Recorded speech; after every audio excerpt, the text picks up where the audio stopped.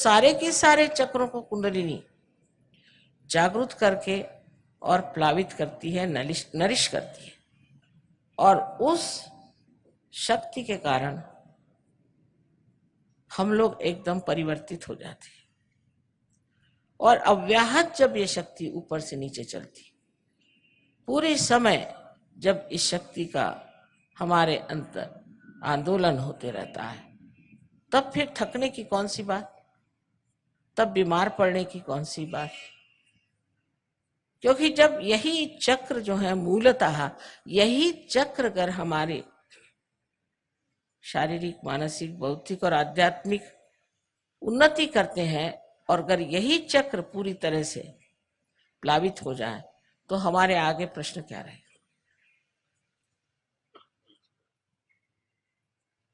फिर प्रश्न हो जाता है कि औरों को कैसे ऐसा किया जाए।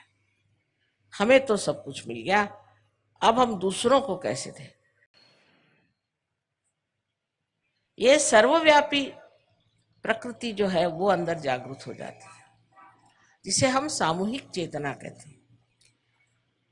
तो जब कुंडलिनी का जागरण हो जाता है और जब वो हमारे तालु में छेदन करती है, तो ये स्थान सदाशिव का, लेकिन उसका प्रतिबिंब हमारे हृदय में, आत्मा स्वरूप हृदय में, क्योंकि ये सदाशिव के चरण, जिसे कि हम गॉड ऑलमाइटी कह सकते हैं, ये कुंडलिनी छू लेती है, तो आत्मा जागृत हो करके, आत्मा वैसे तो जागृत है ही, किंतु हमारे चित्त में नहीं, वो हमारे चित्त में आ जाता है। चित्त प्रकाशित हो जाने से अंधेरे में मनुष्य कैसे भी चलता है, कैसे भी रहता है, उस प्रकाश में वो समर्थ हो जाता है, और उस प्रकाश में सब चीजें अपने आप छूट जाती। समझ लीजिए आप एक अपने हाथ में सांप लेके खड़े और अंधेरा, किसी ने कहा कि तुम्हारे हाथ में सांप है, इसे छोड़ो, तो जिद्दी आदमी कहेगा कि नहीं ये सांप नहीं, ये तो डोर है। अरे भाई सांप है, छोड़ दो, नहीं डोरी।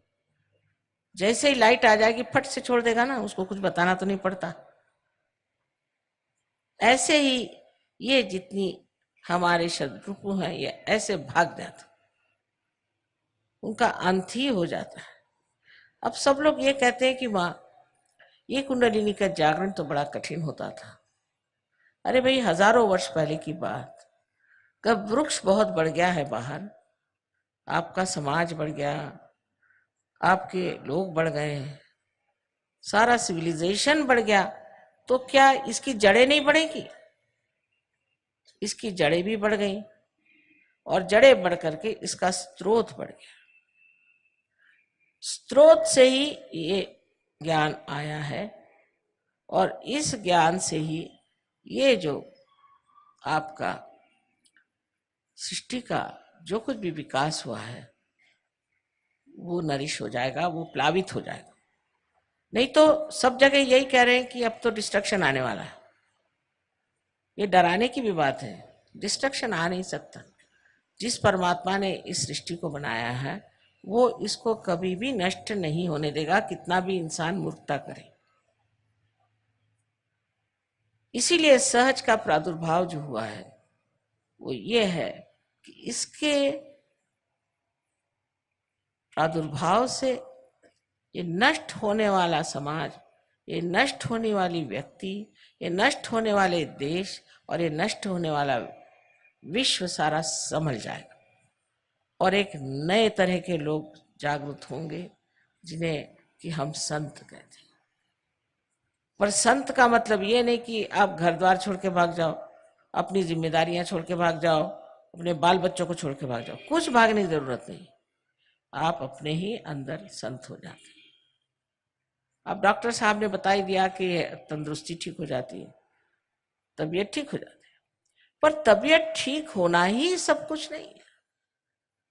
अगर तबीयत ठीक भी हो गई तो आगे क्या? शांति तो नहीं मिली, आशीर्वाद तो नहीं मिला। ये सारी ही चीजें संपूर्णतः टोटलिटी में आपको मिल जाती है। और आप इसके अधिकारी हैं। ये सोचना कि इतनी कठिन बात इतनी सरल कैसे। मैं एक मिसाल के तौर पे बताती हूँ कि घर समझ लीजिए, एक टेलीविज़न का आप सेट ले जाएं किसी गांव में जिन्होंने कभी बिजली भी नहीं दी, और उनसे कहें कि साहब इसके अंदर सारे दुनिया के चित्र आएंगे, तो लोग कहेंगे क्यों बेकार बातें करते, डब्बे में कहाँ से आएंगे ऐसे सबके चित्र। लेकिन जब उसको मेंस में आप लगा देंगे तो वो कितना अभिनव है, कितना सुंदर है, कितना गौरवपूर्ण है, ये दिखाई देगा कि नहीं। इसी प्रकार आप भी इंसान जो बने हैं बिल्कुल उच्चतर स्थिति में है, उत्तम स्थिति में। अब बस थोड़ा सा ही प्रवास और है, जहां पर कि आपका कुंडलिनी का जागरण करना है और आपको वो स्थिति देनी है जिसे हम कहते हैं कि आत्मबोध। आत्मा का बोध होते ही न कि आप अपने ही बारे में जानते हैं, पर दूसरों के बारे में भी जान जाते हैं। सबसे पहले आपके अंदर ऐसा लगेगा जैसे ठंडी ठंडी हवा आ रही हाथ में, और सर में से भी लगेगा ठंडी हवा आ रही, तालू में से। यही जो आपको हाथ में लग रहा है, पहला अनुभव, पहली मर्तबा आप इस परम चैतन्य को जान रहे हैं, महसूस कर रहे हैं, उसका आपको ज्ञान हो रहा है। इससे पहले आपने इसे जाना नहीं था। उसके बाद दूसरी स्थिति आती है जिसमें आप निर्विकल्प हो जाते हैं।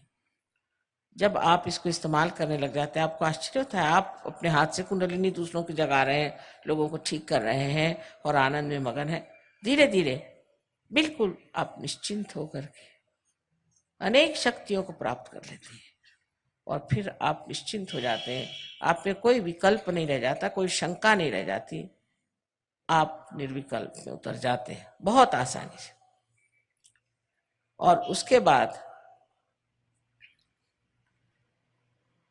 आप लोगों को देने लगते हैं।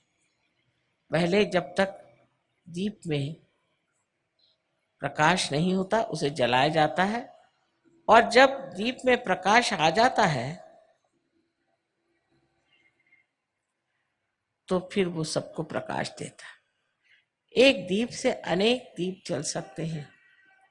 इसी प्रकार सहयोग बहुत जोरों में फैल रहा है।